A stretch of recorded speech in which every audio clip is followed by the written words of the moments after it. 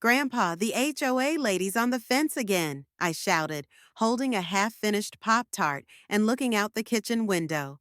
There she was, Maple Grove Homeowners Association's most fervent enforcer, straddling our 6-foot fence like a low-budget action movie stunt double. Her neon safety vest shone, clipboard clutched, knees knee-padded like she was dressing for war. Her eyes burned with the intensity of someone who'd crawl through broken glass to catch a shifty lawn gnome. On the porch swing, Grandpa Walt didn't even look up from his coffee. "Fourth time this week," he grumbled. "She's really asking for it now." This wasn't about offense. It was about control, territory, rules, and a full-blown war over solar lanterns, lawn flamingos, and wind chimes labeled excessively cheerful. It all started 3 months before, when Grandpa Walt came to stay and watch over me, Ethan 15 gamer, while my parents were abroad for business.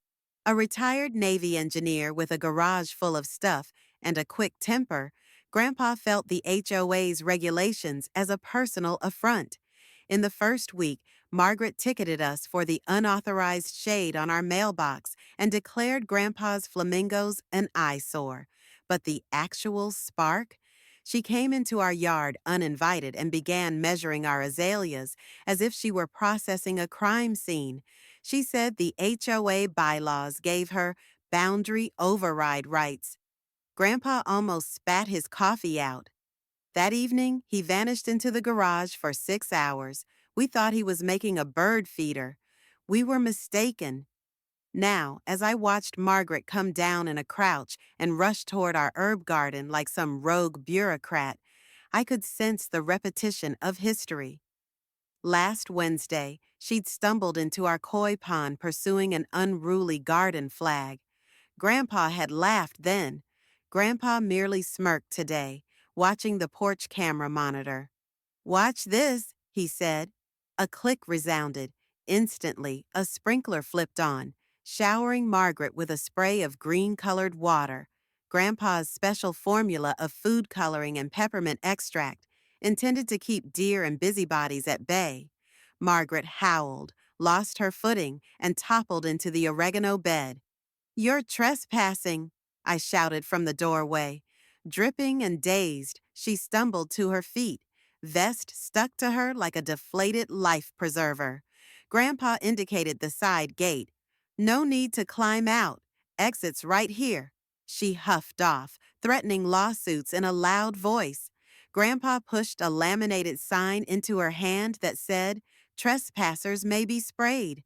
By lunchtime, our neighbor Tim had leaked the footage to the neighborhood chat with the caption, "Green Goblin down, Porch Admiral wins."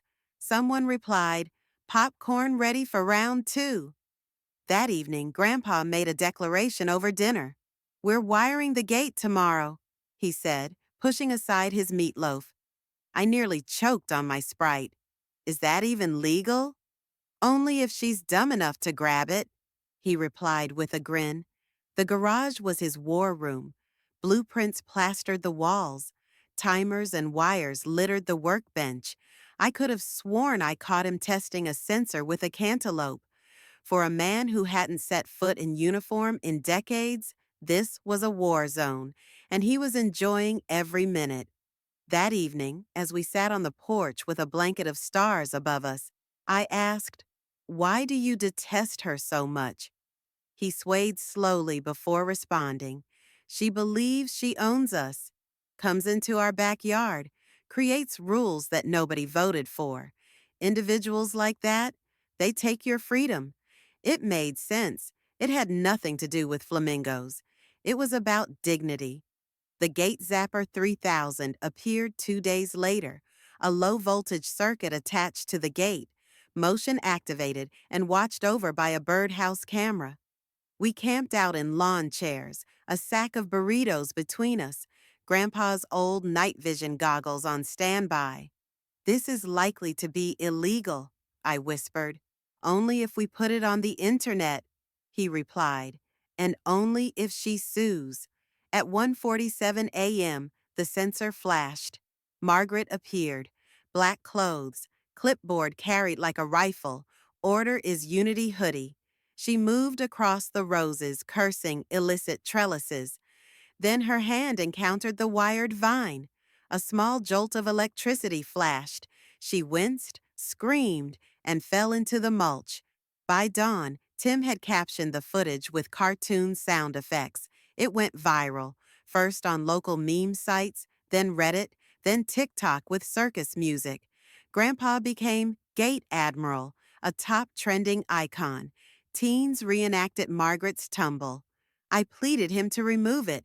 If I get arrested, he said, tell them to spell my name correctly. But the HOA responded. A manila envelope arrived, marked URGENTVIOLATION. Margaret's handwriting dripped with fury.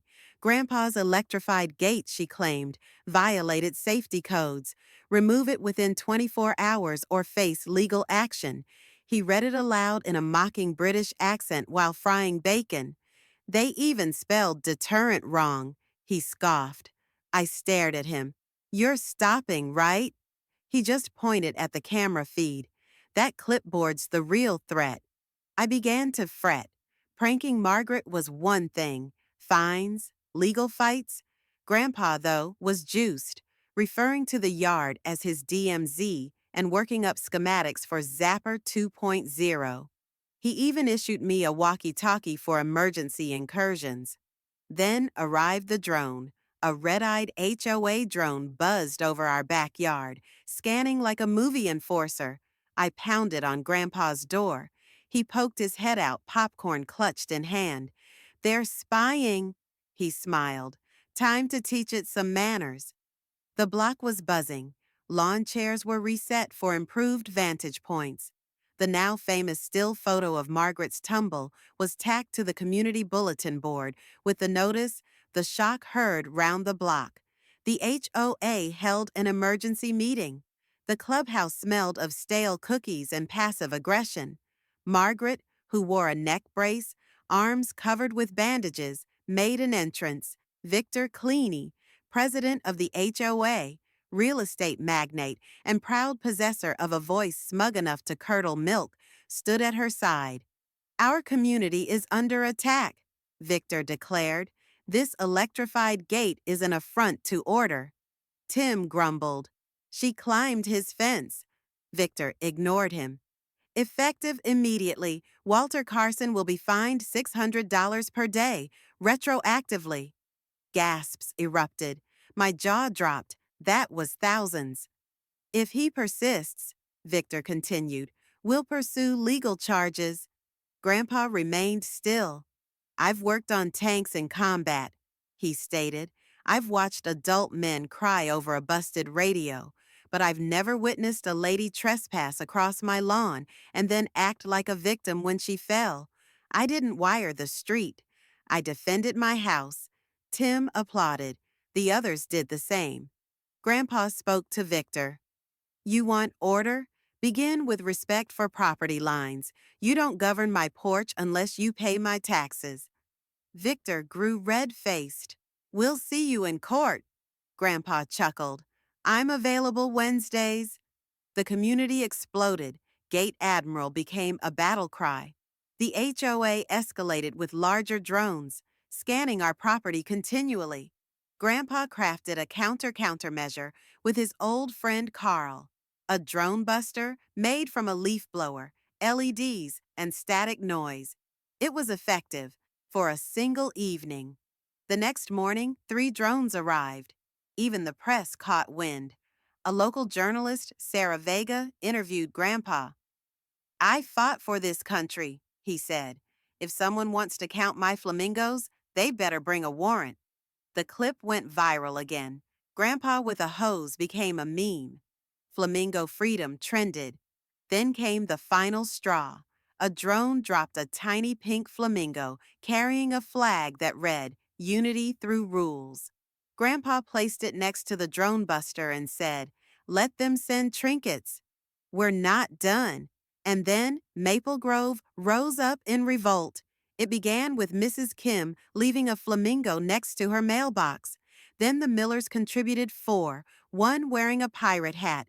Hundreds of flamingos covered the neighborhood by the weekend.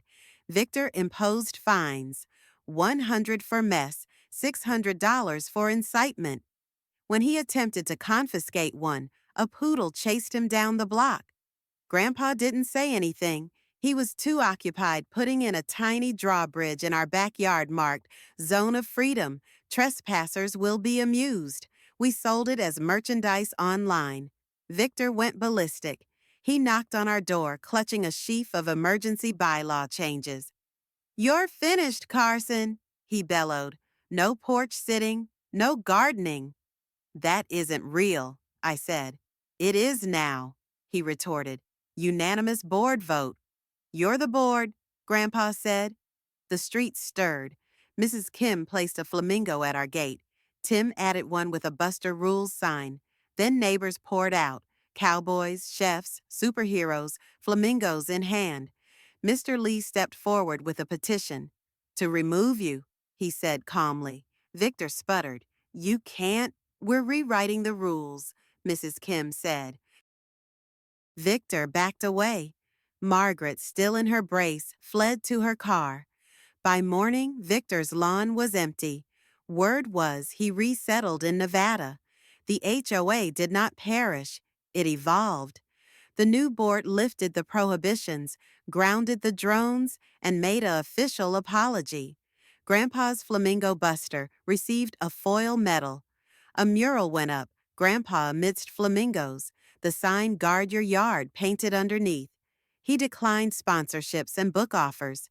"Too many rules," he said. He gave me a letter one day, a tech camp scholarship, ignited by my drone-busting design. "They're lucky to have you," he told me. I stayed on the porch, wine chimes buzzing. A new HOA man came up to our fence, clipboard clutched. Grandpa clicked the porch camera remote. "Welcome to Maple Grove," he said. Buster walked over to the gate.